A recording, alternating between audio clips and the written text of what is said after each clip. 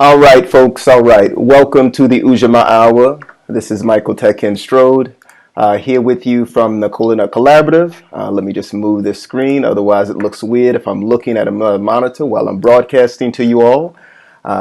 Yes. Okay. We are in the Ujamaa Hour. I am a bit late kicking off the stream this evening. There were some technical difficulties with the broadcast. But we will make sure that we proceed in order and on time as we can.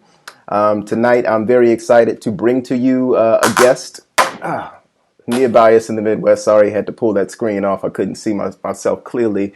We're going to bring you a guest this evening from Indianapolis, Kheprw Institute. We're going to be speaking with Imhotep Adisa. So I'm very excited to kind of hear about some of the work that's going on at Kheprw Institute, and just very excited to really connect to some of the things we've been talking about throughout the year with regards to where cooperative economics, where cooperative economies, where social economies are showing up in Black communities, and really sort of challenging the ways that we think about how we provision for our communities, how we, really move forward and advance a different narrative of community economic development, an enriching narrative, something that really deals with the social relationships and the assets that exist in those communities, and really maximizing the capacity of our communities to use those assets for the advantage and for sort of this development that's endogenous, that's within our own communities and within our own space. So I'm really looking forward to what's going to be happening on this call tonight.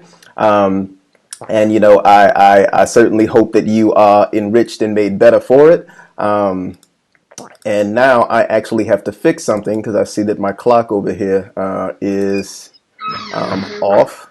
Let me just fix that.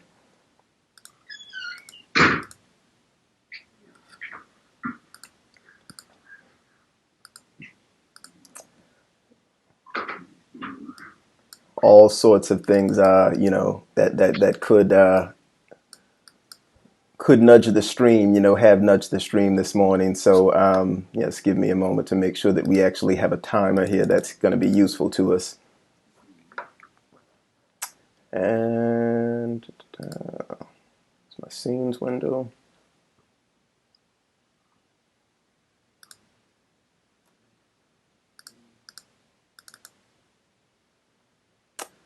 All right, we are doing 11:11. Okay, yes, that's going to be helpful to me. I really need that timer in the bottom left corner. Otherwise, I will talk all night. You folks have seen that before, and I certainly don't want to do that to you. All right, so before we get into the show, there's always a few things that, we touch upon here, which really just deals with some of the work that's happening on the ground here in Chicago, either that I'm doing with the Communal Collaborative, or, that might be happening with spaces like the Cooperation for Liberation Study and Working Group, or elsewhere. In terms of talking about what's happening with Co-op for Lib, we did have an opportunity yesterday to tour the grounds of E.G. Wood.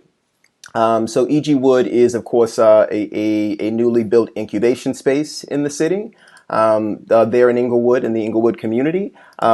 We had an opportunity to talk with President of E.G. Wood, Dion Lucas, get a tour of the construction site in progress. It was, and then really ask some in-depth questions, right, about what sort of business model they're using there. So they're using that cooperative business model where they're engaging the entrepreneurs that are a part of E.G. Wood as as member owners of that sort of real estate interest. And so it's a very interesting model. It's a model that's kind of novel in terms of the way that you can develop commercial corridors in communities that have been historically divested. It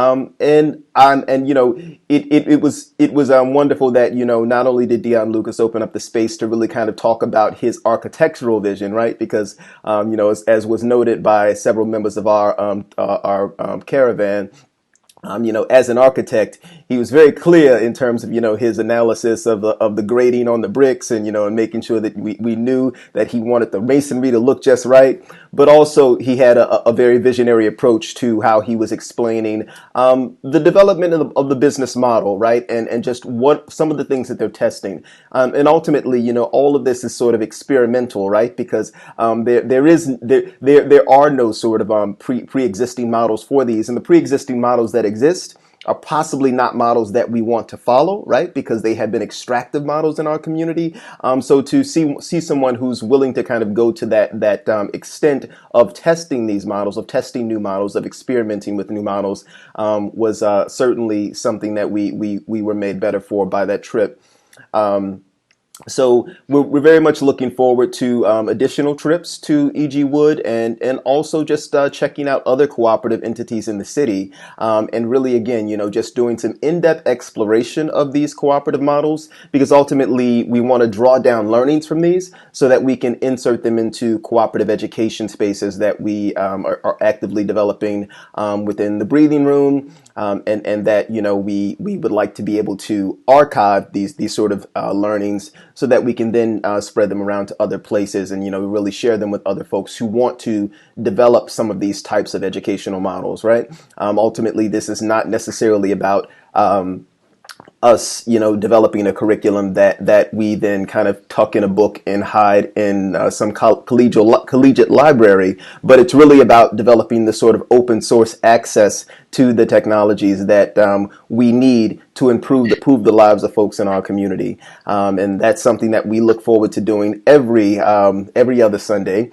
So yesterday was an off week, November 10th. We don't normally meet we wouldn't have normally met that weekend, but we wanted to take the field trip on an off week.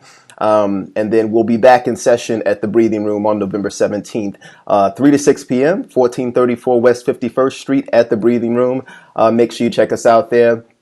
We are there to kind of create space, hold space for this cooperative education, which I think is definitely necessary for our communities. So, I want to make sure that folks have access and opportunity to kind of participate in that. So, in terms of some things that I am reading right now, I did not actually change my now reading screen. So, you'll see that some of the same things are up here that were here before. Pleasure Activism by Adrienne Marie Brown, Unapologetic by Charlene Carruthers, Degrowth, edited by Giacomo De Alisa, and Joyful Militancy by Carla Bergman and Nick Montgomery. I actually finished Unapologetic and Joyful Militancy. But the one that I did not get up here this week that I am currently reading is The Black Social Economy in the Americas, edited by Caroline Shiraz Hussain. And there's another editor on there whose name I'm forgetting. I certainly, will try to make sure I get the book cover at least in the comments so that you all can look that up for yourselves. But, some of the things that are being covered in terms of that text, The Black Social Economy in the Americas, is really a continuation of the studies that were done by Dr. Jessica Gordon-Nimbard in Collective Courage, and just recognizing that these are strategies that we have engaged in our communities historically, that we're continuing to engage, that we have continued to model and to test. And certainly these are strategies that we can be using in the contemporary era. There's a lineage, there's a legacy, there's a history, there's an ancestry, in terms of the ways that we engage social capital that we can tap into. And we ought to tap into it, right? We ought to tap into it as both a historical analysis, but we also must tap into it as a current and contemporary practice, right? So Cooperation for Liberation Study and Working Group is one of the spaces where we're doing that in Chicago. There certainly could be others who have not announced themselves to us, or that we just don't know. But there are lots of ways that communities are already in practice of attempting to self-provision, of attempting to assert their own political dimensions, and we want to make sure that they have all the tools that they need to do that. And that's why we got this guest on tonight, right? We're at the 59-minute mark in terms of this countdown. So, I want to make sure that we really open up space, open up time to talk to this guest this evening. We're going to be talking with Imhotep Adisa of Kheprw Institute. Kheprw Institute is another incubation space, is an incubation space in Indianapolis, Indiana, that is attempting to craft a more just and equitable world, right? And the ways that they are doing that involve local assembly. It involves community initiated enterprises. It involves creative practice, right? Creative placemaking. So we're really looking forward to speaking with our guest this evening. And now I'm going to go ahead and click over to welcome Imhotep Adisa into the line. All right. Imhotep, you're on the line. Greeting. Appreciate the opportunity to speak. Excellent. Excellent. Well, welcome to the broadcast. So why don't you maybe draw us up from, 12 years back, let's go back to the sort of founding and the establishment of Kheprw Institute, and then, bring us to the present moment. So how do we get to this present moment, where Kheprw Institute started and where you are now? Okay, no worries. 16, 17 years ago, Kheprw Institute was formally born. Okay. My son, our son, my wife and our son, Diop, was 17 years old at the time and had managed to trick his way out of having to go to summer school. And I was working as a consultant at the time, and my wife, my boss, said, okay, you need to do something about this. I've had enough. He had a long history of being too smart for traditional education, and I was always the one negotiating, navigating on his behalf. But with that said, that summer I was working at as a consultant at another nonprofit at a factory, and along with another colleague of mine, she was working as administrative assistant at the time, whose grandson would come to Indianapolis from Florida every summer, and we would always create programs directed at making sure that our children, these young African American males, had safe space for their summer activity and culturally enriching activities grounded out of our perspective about the importance of introducing them to history and African-centered initiative. So it was born then, and he had to come to the warehouse. It was an algebra class that he had managed to get out of taking for the summer, so he had to take it there. She had to bring her grandson. And a week or so later, some of their friends wanted to come to this warehouse and be involved in this summer initiative. So we had 5 freshmen, teenagers, African-American males who spent the summer in our culturally enrichment program. And at the end of the summer, these young men said, hey, can we continue to do this in the fall? So, of course, we said, sure, no worries, and out of that was born. So, at that point, we didn't need any money because we were working in a warehouse that had lots of space available. We were there already. But it was suggested that we start a 501c3 nonprofit organization. So, of course, we listened to folks who thought that was a smart thing to do and created this new entity.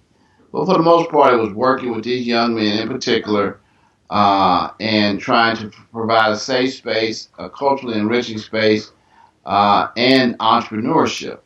Now, the entrepreneurship piece came because that's what I've done most of my life. And that was grounded out of self-reliance, self-determination, and just having your own ways of generating your own revenues in your space. So I think the second year we launched what was called the Good Stuff Thrift Store. We had 10,000 square feet of space in the building, accessible to us, and we wanted to teach these young men how to start a business. And so the Good Stuff Thrift Store was born, facilitated by the matriarch, Paulette Fair, who made sure these young men took care of what was needed to build this business. So we launched this business with absolutely no money. They had to contact family and friends and others to get donations for the thrift store, and it was born. 2 years later, we had generated about $100,000 worth of revenue from launching this business with absolutely no other input. So, over the course of 17 years, we've used the model of entrepreneurship as a tool for providing income generation to support the institute, but also as an approach for coaching and developing young people, at that time, these young men in particular, on how can you have agency and create with what you have to address issues in your community. So from that point, over the course of 17 years, gosh, we've launched a ton of enterprises, some still in existence, others have come and gone, but through the same lens. What can we start with what we have to accomplish the kind of things we want, and fundamentally look at how do we address our community needs and issues through using the entrepreneurship model as an example.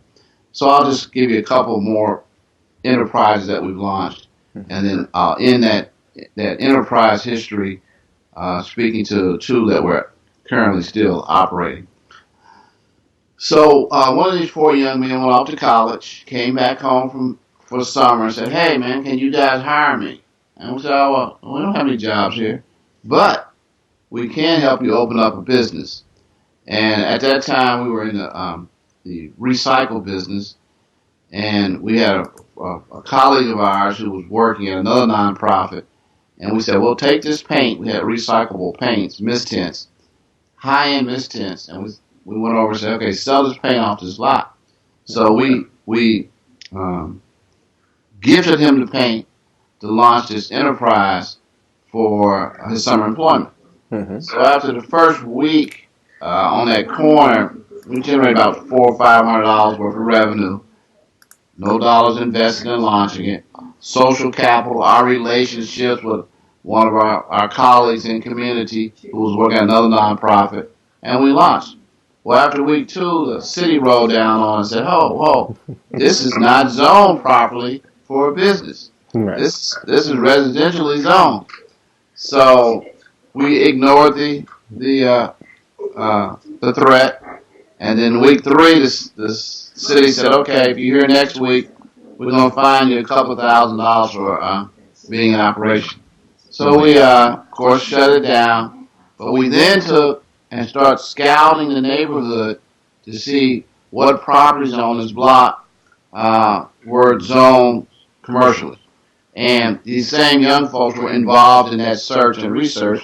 So after about a week of research, we found another business that had a building that was closed, a vacant building, but zoned properly.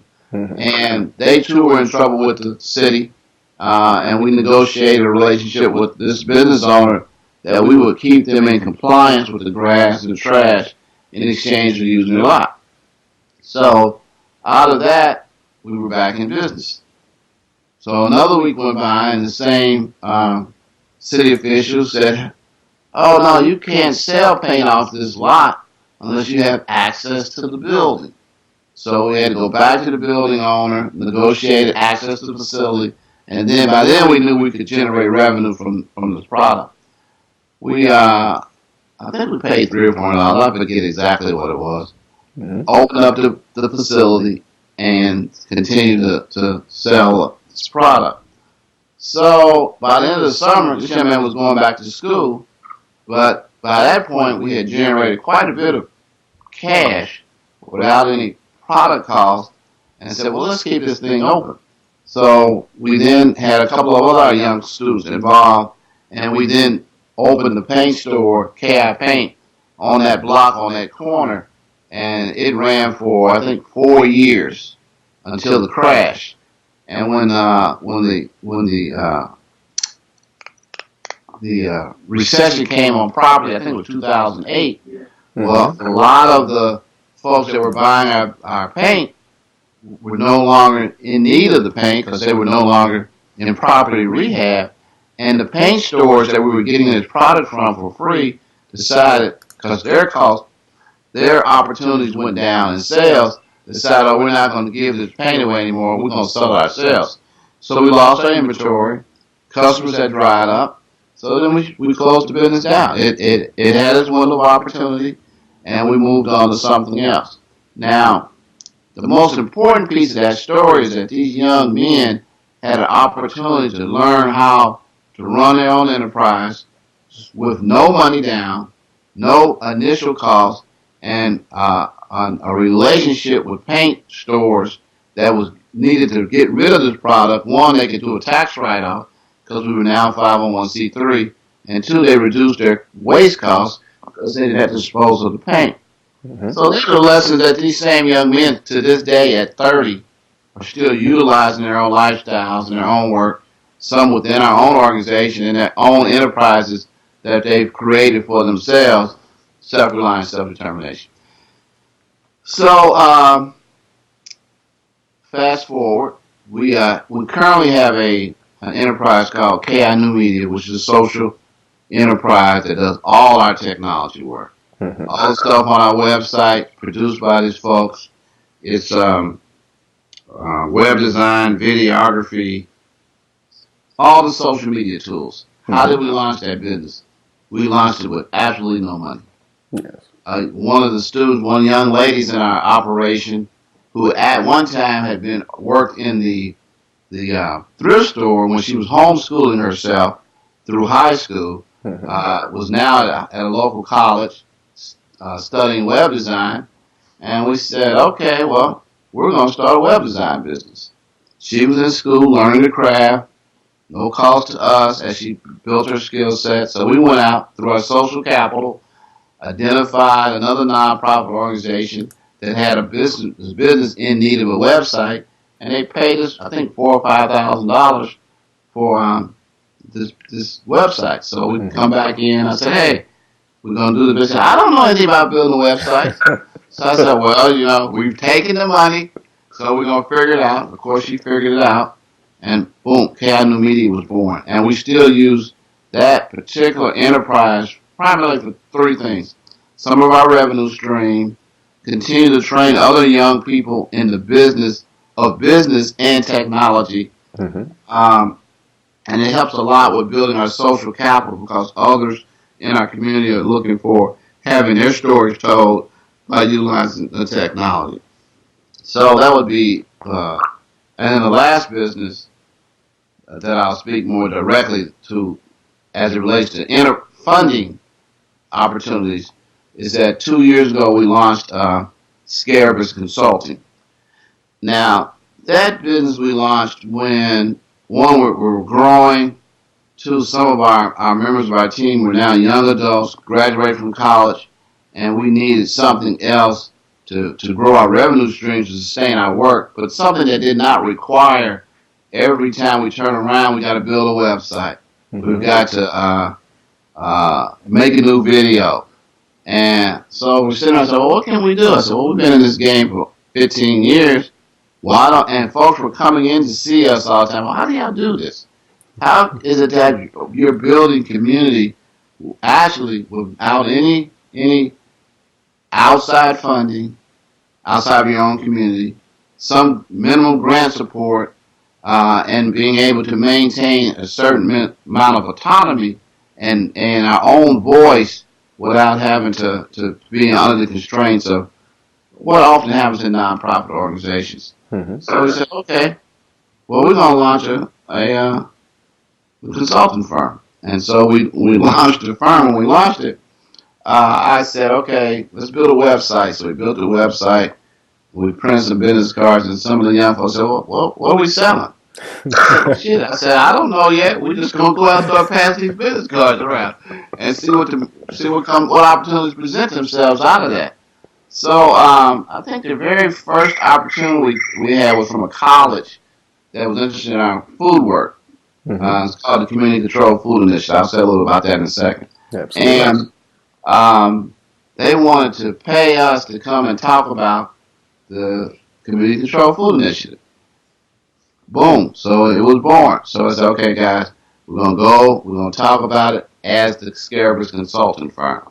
So that was 2 years ago when we launched, and now it's growing. And I think they probably generated $30, $40, $50,000 over the course of the last 6 or 7 months through this tool of social capital and building in our own relationships that already exist as others are trying to figure out, particularly in this new day of the social enterprise and the dollars are being constrained in these traditional spaces. Other folks are trying to figure out how do you do that. So that's kind of our enterprise story through a funding model. How do we generate revenue for ourselves?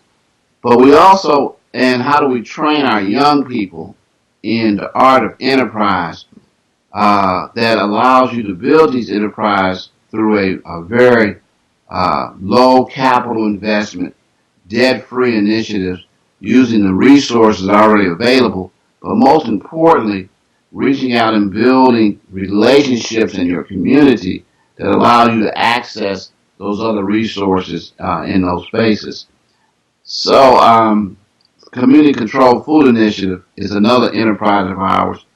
Just celebrated its third year of existence, and it came into being because one of the local grocery stores had closed in our neighborhoods. And so we were saying, well, what can we do? What can Kheprw provide through its approach to community development that's different?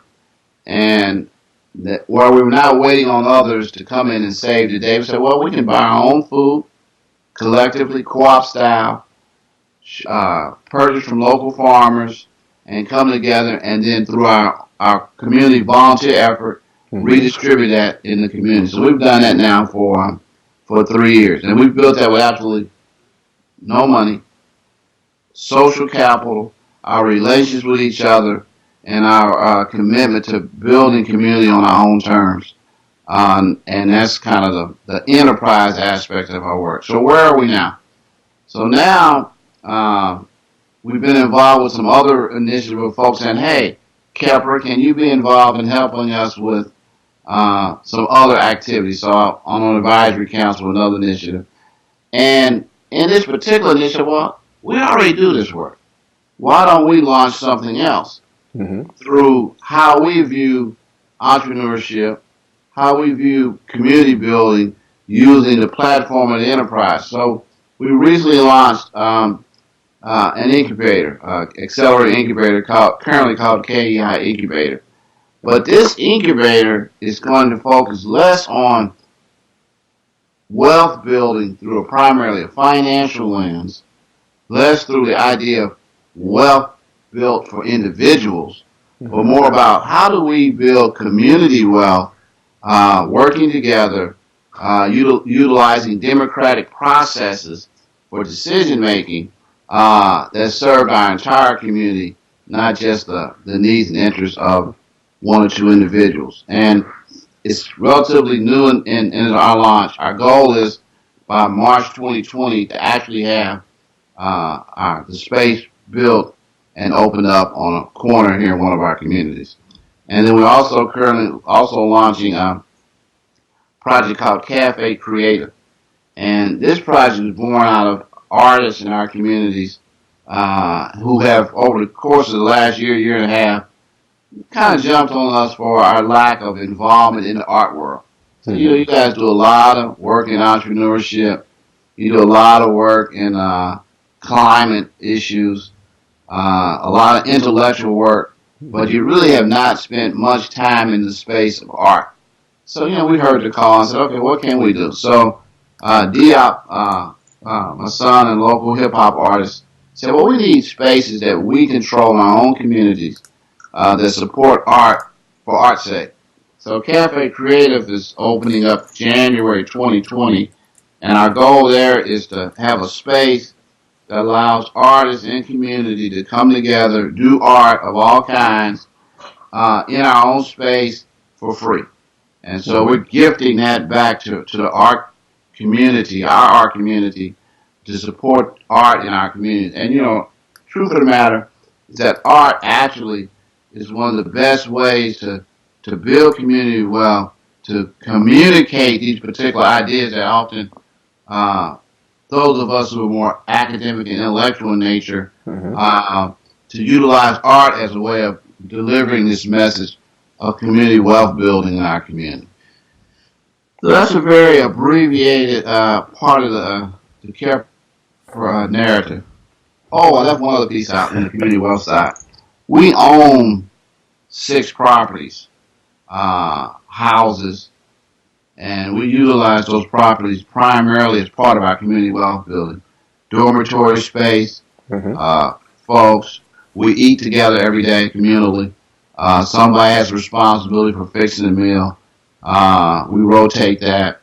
We use the space we're in now. It's a property that we bought 30 years ago. My wife and I bought. We've gifted it to Kheprw 2 years ago. So it serves as one of our co-working spaces, our community building spaces. We do a lot of meetings out of this space. People live in it. And through that communal living, a lot of the challenges of building community come out of spending so much time together, sharing resources, and struggling with how to move out of transactional relationships into authentic relationships with each other as we try to identify some, I don't want to call them new ways, but return to some old ways of living and being and doing.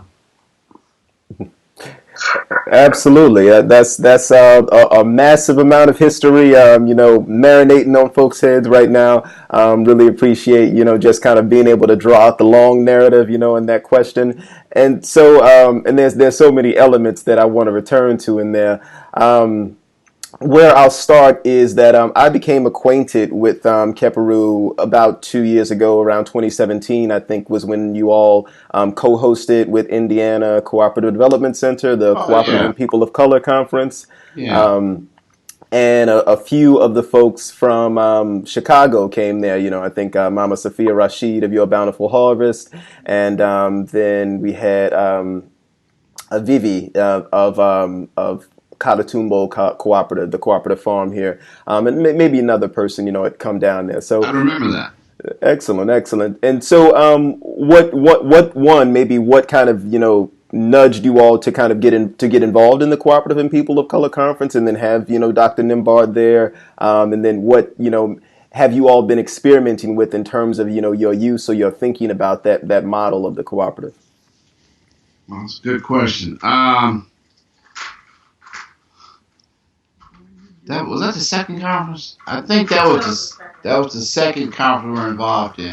Okay. The first one, let's just say, when it was planned out, the planner, whose intentions were proper, had not included any people of color in the planning. And I know that. Paulette, one of the co-founders of the organization in Pambana, they hit the fan about it. So I was the one who had to go in and diplomatically have a conversation. Who's the director? Debbie. Yeah, and to be fair to Debbie, she was under a lot of pressure to get it done. It's easier sometimes just to do it all yourself, check the boxes off, and keep moving. So we had lunch with her that year, the first year, and Debbie made the appropriate kinds of corrections for inclusion. So we helped her year one, and then year two we were involved in helping to plan that from day one. Mm-hmm. And so that's how year two came into being. Now, year two was a lot stronger than year one in reference to its focus on black cooperative economics, and that may be why there was no year three.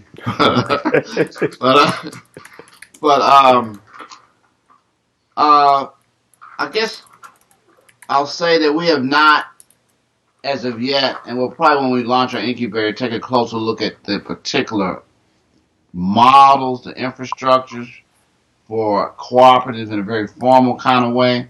Mm-hmm. We're tinkering with the idea, but to date, we have not really felt we had a need within our organization for that kind of formal infrastructure. Mm-hmm. We live cooperatively. We work cooperatively. We do use the tools we have a not 501c3, Mm-hmm. but all the traditional stuff required to manage that, the legal requirements for that. We have an LLC that we also use on our for-profit side. So, we use those infrastructures to serve our work. We're not bound by any particular legal entity. Mm-hmm. It's really more about how we live, how we try to build a culture that's inclusive and democratic and cooperative. I'm Yes. not going to answer your question. So that's really the nature of how we've done this particular dance in our local space. Now we do realize as we go out into a broader community, those particular questions are going to come forth, and we plan to at least present those particular models as other options in community space. The cooperative model, the cooperative, blah, blah, blue, blue. But those are just infrastructures that we use when we think that they serve the best interest of our community. That's certainly understandable, and I certainly have lived a lot of my organizational life in spaces that were more informal and collective, and there wasn't as much of a need for infrastructure. I just know that I remember I presented a project design recently to the Hub Co-op in front of a member of the Hub Bike Co-op in Minneapolis, and he was asking, well, how do you govern this thing? And I was like, well, I'm kind of thinking about governance in the ways that I'm used to doing it, which is that we just kind of make some consensus decisions and we figure a way forward, and then that's how we go. But he's used to also having new people come in all the time and trying to have to bring them into the culture, which is, very hard. Yes, it's a real challenge. We've experienced the same problem now with our growth. How do you onboard and make a space to manage a space that when you have new folks coming in, that they acclimate to the culture of the space in the process. Mm-hmm. So we're struggling with some of those same ideas currently. Absolutely. See what happens. I certainly understand. I want to touch upon another element that I see a lot in the materials on the website.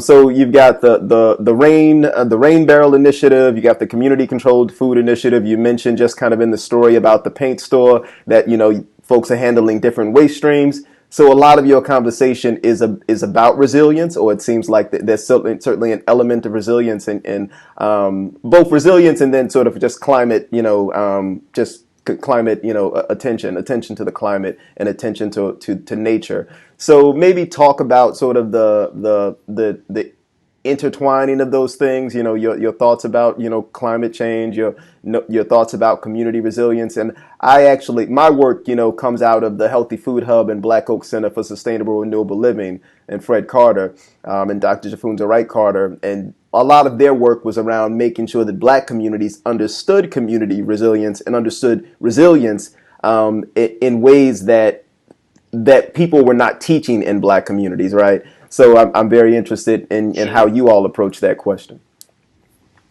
I think at an organic level, mm-hmm. it's our lifestyle that speaks to resilience every day. So that's our best tool for demonstrating the importance of resilience. Now, there are rituals that we incorporate. So, for example, a close friend of ours who was on our original board some 16, 17 years ago, a friend of mine from college 30 plus years ago, turned 70, I think October 31st? Yeah. And so Paula said, we need to celebrate. No, she actually said, hey, I want to do an elder celebration.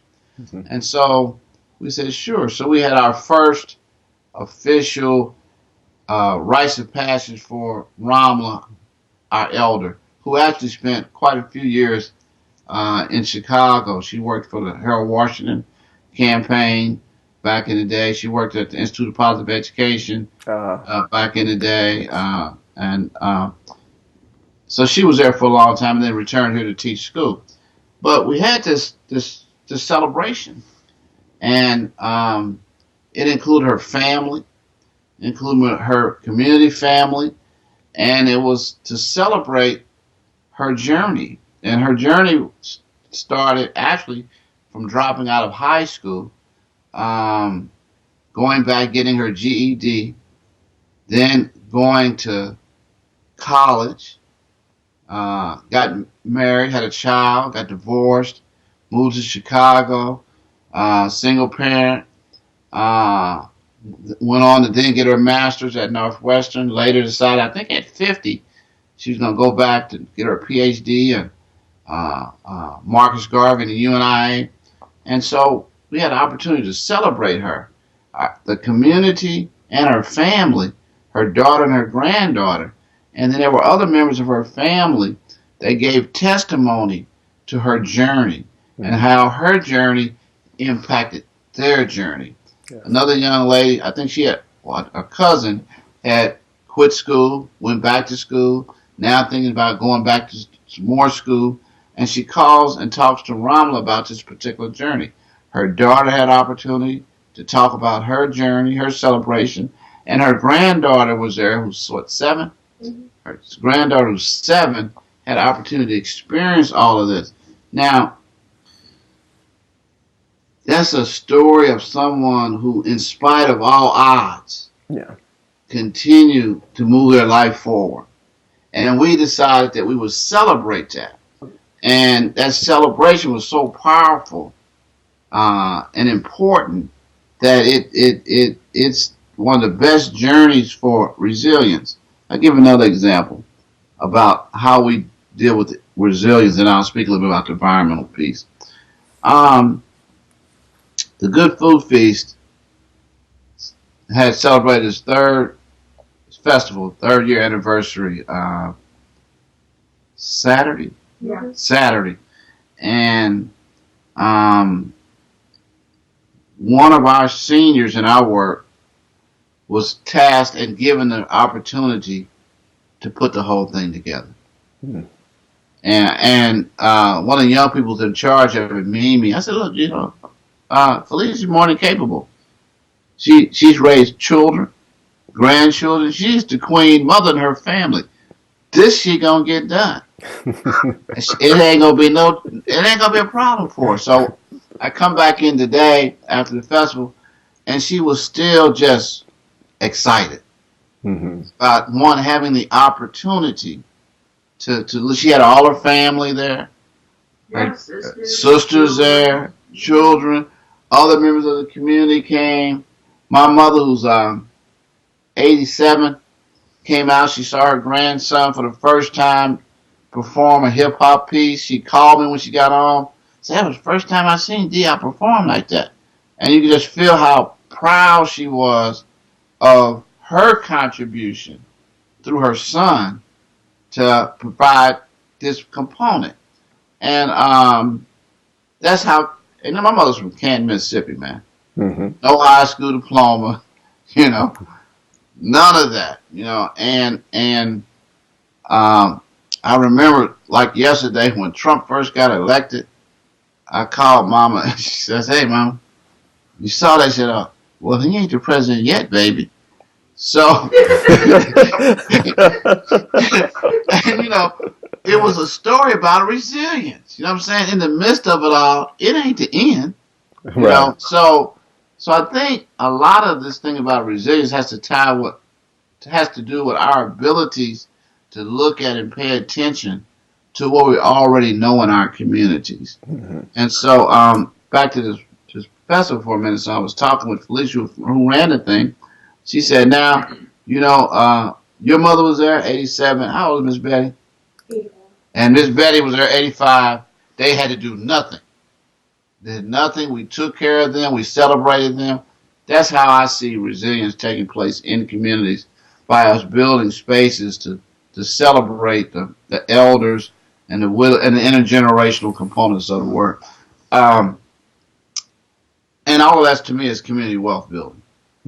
Community wealth building is not limited to monetary capital. Actually, monetary capital is the least important part, in my view, of building community. We got all that other wealth going on in our own communities that we ignore because we've been taught that it's the least important piece, and it's actually the most important piece in our communities. Mm-hmm. Now, the environment piece, we have had a long history of engagement in that space. You know, in a very intuitive way, the thrift store was a environmental project because we were taking other people's trash, keeping it out of the waste stream, and turning it into a revenue stream. And we didn't label it environmental justice or climate justice. We fast forward to the paint store, which was the same thing. We were taking waste that was going to end up in the waste stream, high-end paint, making it available to our community on the cheap, and helping communities keep their properties out of Board of Health issues and keeping this paint out of the waste stream. But our more formal involvement when it came with, what was the documentary Gore put out? An Inconvenient Truth. Inconvenient Truth. Now, these young men, every year, every month they had to do some kind of documentary presentation and give some kind of speech. And we had all kind of topics. This particular year, we decided we would focus on Inconvenient Truth. Now imagine these young men who had their pants all around their ankles, looked like neighborhood thugs, and then they open their mouths, they got all this information. I mean, it was just so powerful for parents and communities to see these young men talking about something as critical as important as climate change. Yeah. So that was how we began to become formally involved in that particular space. And I think I saw what's the brother used to be with Greenfall? Van Jones on a night show one night, and we had this black man talking about environmental issues, economic issues, and so we showed it to these young men. And then they did a whole nother program around Greenfall at the time, and that's kind of how we ended up moving into that particular space in a formal way. Fast forward a little bit more, we were highlighted on a local newspaper one year, Living Green, and we were on the front page with our young people. And that Saturday, Dr. Lemons is a white doctor in the community working in the environment. He rushed in that Saturday and said, "I want to meet Imhotep." I said, "Man, he's an Imhotep." "You're Imhotep?" I said, "Yeah." "Man, do you know you're doing social justice work, climate change work?" So when he left, I went back and said, "Hey guys, social justice, that's the new language. Add that to our website stuff. Social justice, environmental justice." So that's kind of how we walked more into some of that space. Since then, a lot more activity in that space. Unfortunately, most of the climate work is still very white-oriented institutions in those spaces. Paul and I were talking about that earlier today. We're still debating about why that's the case. Mm-hmm. I said, we had an event on energizing democracy, energy democracy Sunday, facilitated by one of our high school students, partnership with the Climate Justice Alliance, and most of ourselves were white people who come out of working in traditional institutions. Now, we had no problem working with white folks. We have members of all kinds in our organization, but we're just looking at why is it that area is still such a struggle for us to become more engaged. Mm-hmm. So, anything else I want to say on the climate piece? Guys, want to help me out over it?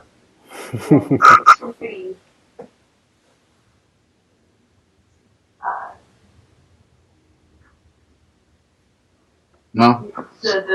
I think somebody from Corporation Jackson Colley had said we have to prepare our children for complete collapse or complete transformation, and I think that's the work that we're doing. So, Cooperative Jackson, I'm sure you're familiar with Cooperative Jackson. Climate Justice Alliance was here in town for a conference that we hosted for their staff a couple of months ago. And send me that quote back again. So Kali, this was at the convening, had said we, as climate collapse is a reality, we have to prepare children for complete collapse or complete transformation. So one of Aguilar's our lead climate warrior in the space, and she says that sister said that. Oh no, Kali. Kali said that given the climate collapse, which I agree with, that we have to prepare our children for basically complete transformation. Right. So one of the things we try to do everywhere we go now in our presentations is to make sure that the issue of the environment, the climate collapse, is the language I like to use too, is resident and present, because if the environment is not protected, then the rest of everything we do is really a moot point. Now, through that lens, I like to always add that one of the fundamental problems with the environment actually is the transactional nature of our economy, often referred to as capitalism. And that as long as we stay connected to that approach to building economy and building community, our environment really doesn't have much of a chance of self-correction. Right. So, I think that's what I said about the environment piece for now. Right. I certainly, share a sense of, the notion that collapse is certainly the framing that we have to kind of look at around that. So going back to sort of my heritage with Black Oak Center, one of the things that happened when I initially met Baba Fred back in maybe 2009 is that he used to do these resiliency talks. We would do a resiliency talk at the top of every year with the Healthy Food Hub. And, when he would come out with the resiliency talk, Baba Fred had already been, immersed in sort of the peak oil studies, for at least half a decade, and so, or better. And so, he would come out and he was immediately like gloom and doom. And in 2009, I was like, Baba Fred, you got to lighten it up. You got to go easy on folks, like they can't take it yet. And then it was about 3 years down the line, where I just kind of, you recognize at some point that, one, the problem is serious enough that you just kind of have to give folks a very clear picture of the circumstances. But also, it's very easy for us to kind of go ostrich and tuck our head in the sand. So, yes, recognizing that we got to shock folks out of that sort of, a bit of complacency. Yes. And the environment's helping us now. It is, yes. Everybody should be worried. Right. It absolutely is. It absolutely is. So I'm trying to determine if we want to go towards the social capital direction or, before I go to the social capital, let's go to the assemblies. So I've seen certainly, you all have the environmental assembly. I think you have an artist assembly. You have a series of different assemblies that are currently meeting in the space. One, what kind of prompted the decision to kind of form these assemblies? And then, what has been the use of these assemblies so far? Yeah, well, I'll probably start by saying the assemblies have had a mixed review as far as I'm concerned. But it was inspired from really two things. One, reading about Cooperative Jackson and how they used the assembly model to engage community. Two, lots of folks were beginning to come and engage us in the work that we're doing. How can we be involved? What can we do? And we've not really been an organization designed to really incorporate volunteers into our space. So it's still a work in progress. But out of that, we said, okay, we're going to launch these assemblies. So we launched the Environmental Justice Assembly. We launched the Build, which was our art component. What was the third one? Food. And the Food Assembly. And we had really two key goals with that. One was to provide a space for folks who weren't trying to be engaged in our day-to-day work to have a space to contribute to community work. And the other goal was to provide a space for the young adults to practice their leadership skills in spaces outside of the day-to-day core grind of our work. So the I would say the strongest one to date still is the build, and that's the place where the artists come together monthly and talk about various things going on specific to the artist. And I have found actually that that particular space is also strong because artists actually already have a kind of agency about them because the art world demands it for them to get their grind on, particularly in the music area. Right. So it's been fairly resilient. I'm thinking some of that's going to probably fold into the cafe creative as that becomes a space with more possibilities and opportunities. The food assembly has folded into supporting the CCFI initiative primarily, and EJ Assembly is still meets monthly, and it's been involved heavily with some of the work that we're doing with the CGA work, the national initiative. But I would probably say they have not been nearly as effective as I had envisioned when we launched them. Okay. Mm-hmm. Yes, that we appreciate that honest assessment, and that's that the recognition I've been telling, we've been talking about inside of Co-op for Lib is just that, one, we have to kind of be very sober in our analysis that when something falls over, you just kind of look at it and say, okay, it was going to fall over. Why did it fall over? Let's kind of do a postmortem. And then we can maybe build it up to a different in a different way next time. So exactly, yes. It's the failures where the lessons come from. Yes, certainly. And so I want to ask a further question about the CCFI initiative. The Healthy Food Hub also was bloomed out of a food access issue in the Southeast Chicago area. Actually both the food access issue and then a sort of route to market issue for the farmers in Pembroke. So the black farmers in Pembroke Township did not really have access to market except through the farmers markets, which is no way to make any money. And then the communities in southeast and west sides of Chicago did not necessarily have access to fresh produce because of various store closures. So I'm interested in, how the community has taken to this model of food distribution, in spaces where some of the cooperatives sprouted up like Renaissance and Carolinas. There's been a challenge of kind of changing people's habits to kind of, get food in different ways. So. Good question. Well, let me start with a philosophical perspective. Okay. Folks say we live in a food desert, and I say no, I don't live in a food desert. Now, if there's any desert in this space, it's an economic desert, but it's not because our access to food is tied to our access to money, which then solves transit problems, housing problems, and food problems. Yeah. Now, but beyond that, at least here at Kheprw, we eat good and healthy every day. Mm-hmm. Our food budget, we probably feed 12, 15 people a day roughly. 12 to 15 people a day in our circle. Anybody that comes here anytime we have dinner eats, it costs us maybe $200 a month. Mm-hmm. How do we do that? We do that through we're going to move away from saying social capital in our organization to community wealth, and I'll come back to why we struggle with that before we get done.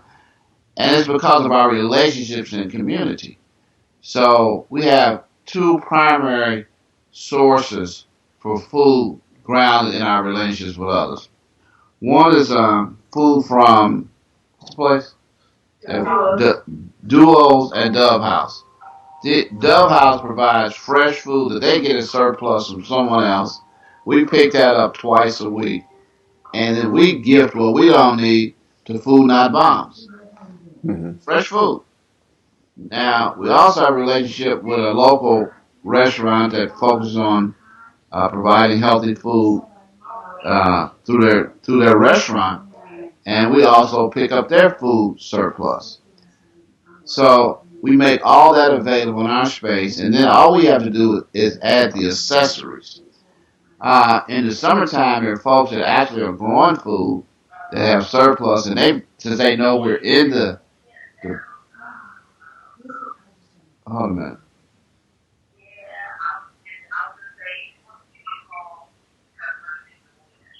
Excuse me for a minute, brother. Hey, Absolutely. Paulette, tell her I'll call her in the morning. Okay. Sorry. No problem. So that's the language I would like to start with. Our food access problem is really grounded in our social capital development issue. There's so much food that's thrown away in this country that we find collaborative ways to at least access that, then we've addressed some of that particular problem. Now, with the Community Controlled Food Initiative, in addition to the importance of building community through working together, we also acquire our food from local farmers, and I think 3 or 4 of the 5 farmers come from black women who are growing food in community, healthy food in the community. So we support black farmers at the local level for the point you just mentioned about the market. And so food access, one challenge.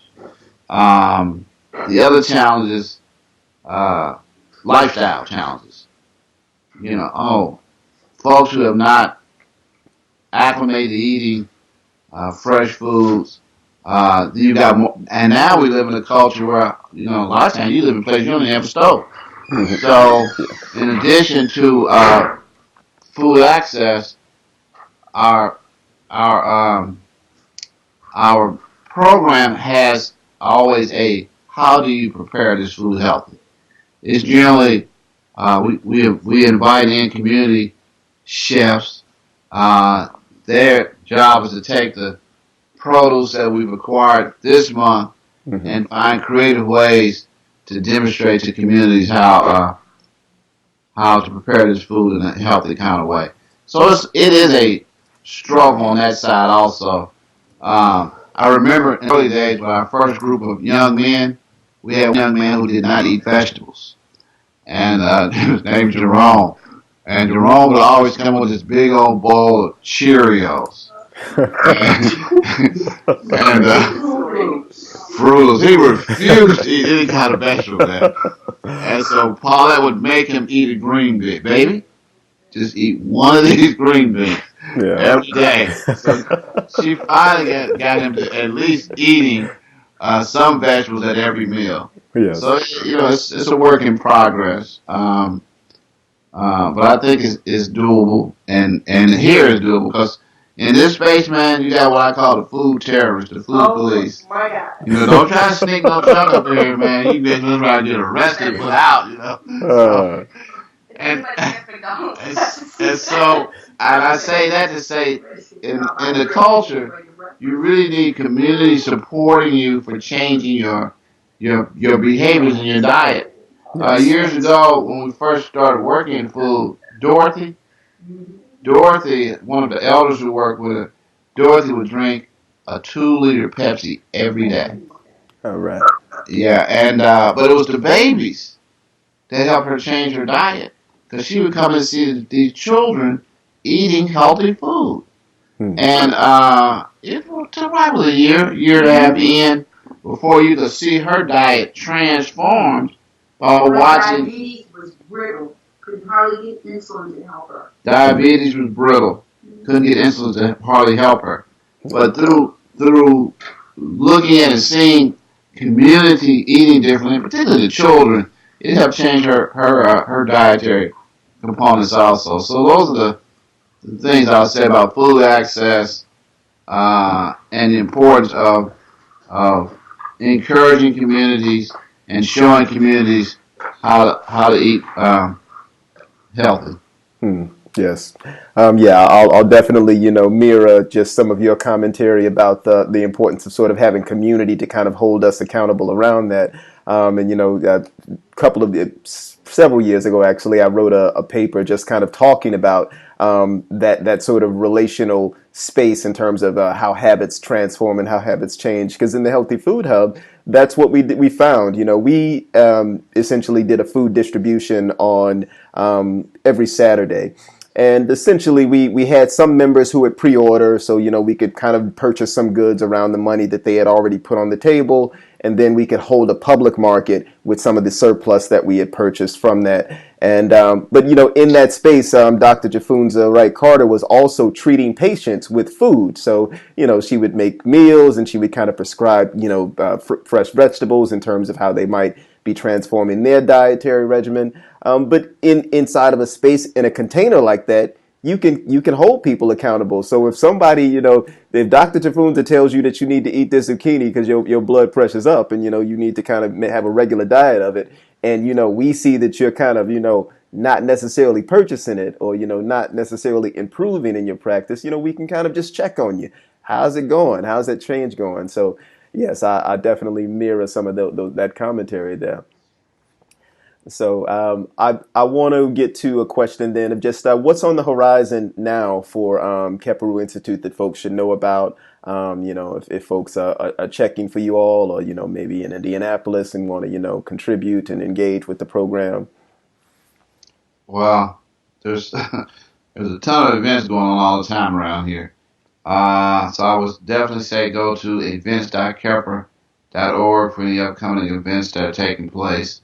We are wrapping up, I think, in the next couple of weeks, a class that's being held by Ron, who I shared with you, who's a retired professor. She decided she wanted to host a community course on African American politics. It's been a really great class as we look at how do you utilize that process for the best interest of the community. We have an ongoing Afrofuturism project that's facilitated by Maurice Broadus. He's a national known black speculative fiction writer, co-hosted by Rasul, one of the young adults in our space.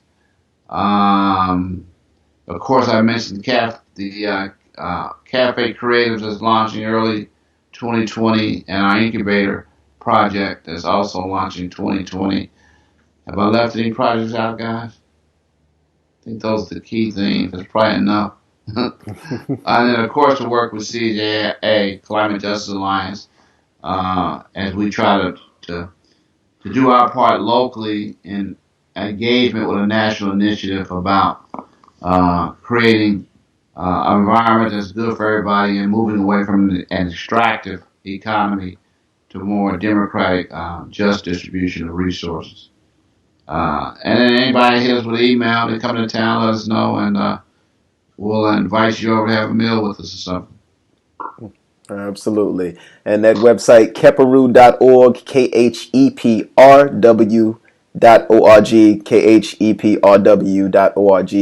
KHEPRW.org. So there is there's what you have on the site, and then there's the internal reference. So I'm going to ask you about that name Kheprw, right?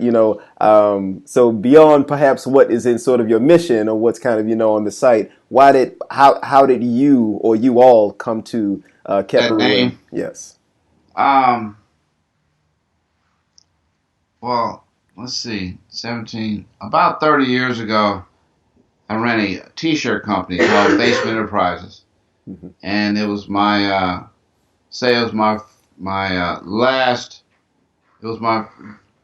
final journey outside of corporate America. I walked away from what I was doing at the time as a system analyst and vowed never to return inside the corporate plantation. And so I started this T-shirt company. And at that time, we were looking for a mascot for the T-shirt company. Mm-hmm. And it was in the basement, so this probably should be a roach or a water beetle or something. And so that's where we launched it from. And the idea there was supposedly that particular life form could survive nuclear war. Mm-hmm. So we said that's pretty resilient mascot. So fast forward a year or two, and we still Basement Enterprises. We were involved with an African studies class and discovered the word Kheprw and the dung beetle. And the dung beetle is the human, the life entity that represented the Kheprw netter. And this dung beetle lays its eggs in a ball of dung, and it rotates it out using the sun as an incubator. And out of this waste comes these winged beetles. And so the logo for Basement Enterprises became the dung beetle because it also represented rebirth, renewal, transformation out of waste. So fast forward to the birth of the Kheprw Institute. I think it was my wife who was at that time studying the Medu Neter and some other Egyptian activities, and said, well, the dung beetle, Kheprw goes with the dung beetle. So it then manifests itself as the name for our organization, the Kheprw Institute. Now the beetle, it just continued. Wherever we go, that beetle has been the logo, the mascot that have just stayed with the work from the days of our t-shirt company some 30 years ago. Absolutely. And that's 10 years ago at this point. Actually, oh no, it's longer than that. It's probably 15 years ago. I was a student of a brother named Ezekiel Zephyra, who later changed his name to Ezekiel Kheprw. Wow. And certainly, so I've had definitely, long time encounters with the Kheprw as a symbol, as an entity, as a process of transformation. And I appreciate you all sharing your journey of transformation with us this evening. Are there any final thoughts that you want to leave the guests with, before we check out of here? No thoughts, but what was the last book you mentioned? I'm going to go put my hands on that. The Black Social Economy in the Americas. Black Social Economy in the Americas. Agita, please don't let me forget that. Black Social Economy in the Americas. Yes. But no, I appreciate an opportunity to share. It's not often folks call on us to have a conversation, so we appreciate the opportunity to share and looking forward to meeting, greeting, and breaking bread together and figuring out more about how to do our jobs and saving the planet. And maybe in the meantime, saving humans too. Hey, yeah. A little bit, a few humans, the planet, come on, let's work it out. All right, brother. All right. Appreciate the conversation this tonight, Imhotep. And yes, I look forward to meeting you, and look forward to bringing the folks from Co-op for Lib out to Kheprw to investigate the work that's happening there more closely. All right. Thank you, man. All right. Be well. Right. Peace. Peace. Give me 1 second.